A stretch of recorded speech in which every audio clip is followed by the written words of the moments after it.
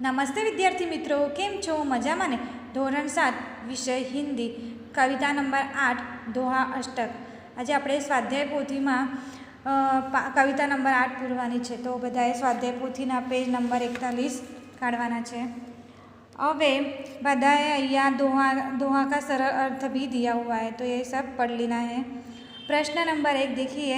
निम्नलिखित प्रत्येक प्रश्न के उत्तर के लिए दिए गए विकल्पों में से सही विकल्प चुनकर क्रम अक्षर प्रश्न के सामने दिए गए बॉक्स में लिखिए. तो पहला जो प्रश्न है, कबीर किसे बुरा मानते हैं, बताते हैं. तो सी जवाब आपसे लालच. શું કહે છે કબીરજી कि लालच बुरी बला है. किसका स्वभाव सूप जैसा होना चाहिए? तो बी जवाब आपसे साधु का.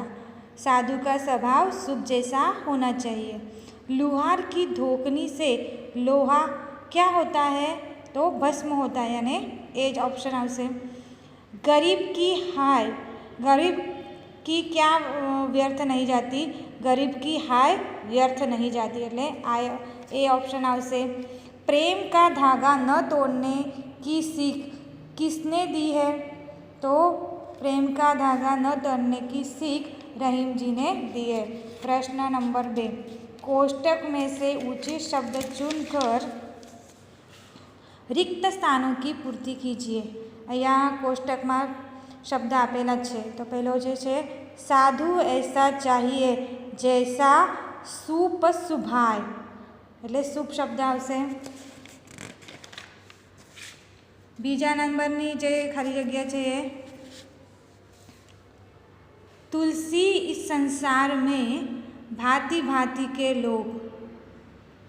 तुलसी हाय गरीब की कबूह न खाली जाए, रही मन धागा प्रेम का मत तोड़ो चटकाए. कही रहीम पर काज हित संपत्ति संचयी सुजाई. એટલે આ ખાલી જગ્યા તમારે લખવાની રહેશે. હવે प्रश्न नंबर 3, सही वाक्यांश चुनकर विधानों को पूर्ण कीजिए. पथिक को खजूर के फल नहीं मिलते क्योंकि वे बहुत ऊंचाई पर लगे रहते हैं.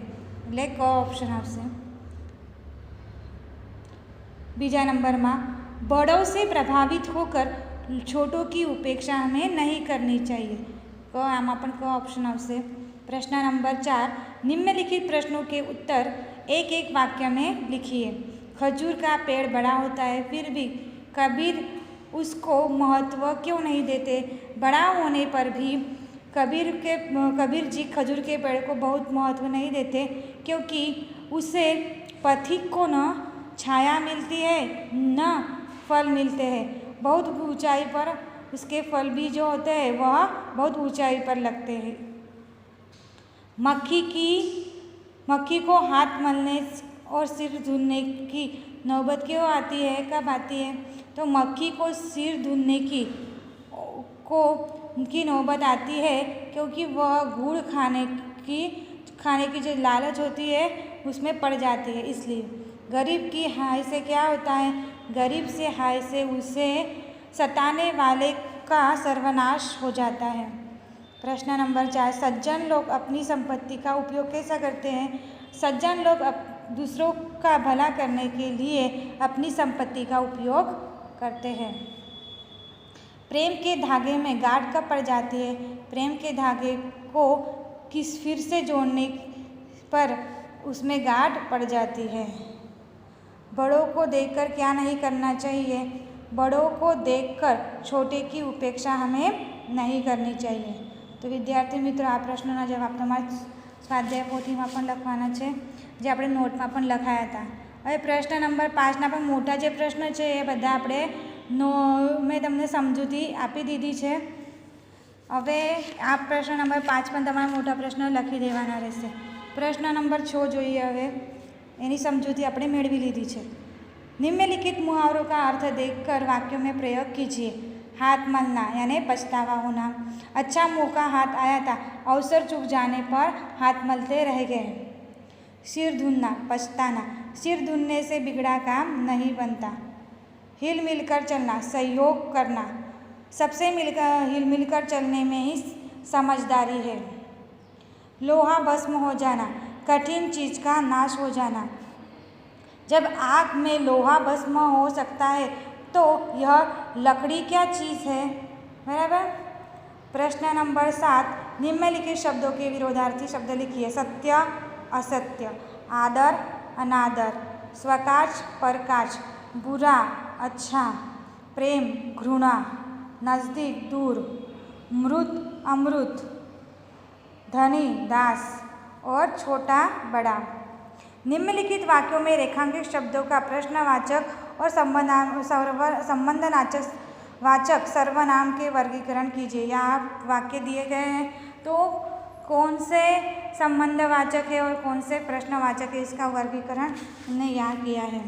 देखो प्रश्नवाचक में कौन कौन से वाक्य आएंगे। वह कौन आ रहा है, इसमें प्रश्न पूछा है इसलिए प्रश्नवाचक सर्वनाम आएगा। आप क्या ढूंढ रहे हो, आज का इनाम किसे मिलेगा, यह सब प्रश्न है इसलिए प्रश्नवाचक सर्वनाम।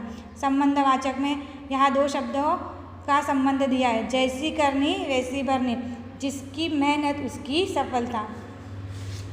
प्रश्न नंबर 9, निम्नलिखित वाक्यों में प्रश्नवाचक सर्वनाम को रेखांकित कीजिए। या प्रश्नवाचक हमें जो वाक्य दिए वो पढ़ने। आप क्या लाए, आप, यह सर्वनाम है। दरवाजे पर कौन है, यानी कौन, यह किसका घर है। पहला इनाम किसे मिला, तो यहाँ सब जो पूछा है यह रेखांकित हमने किया हुआ है। अभी प्रवृत्ति देखिए।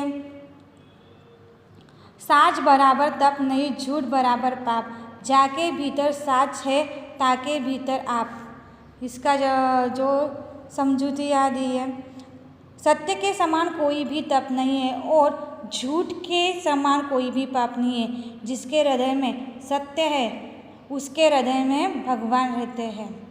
बिगड़ी बात बने नहीं, लाख करे किन कोय, रही मन बिगड़े दूध को मथे न माखन होय।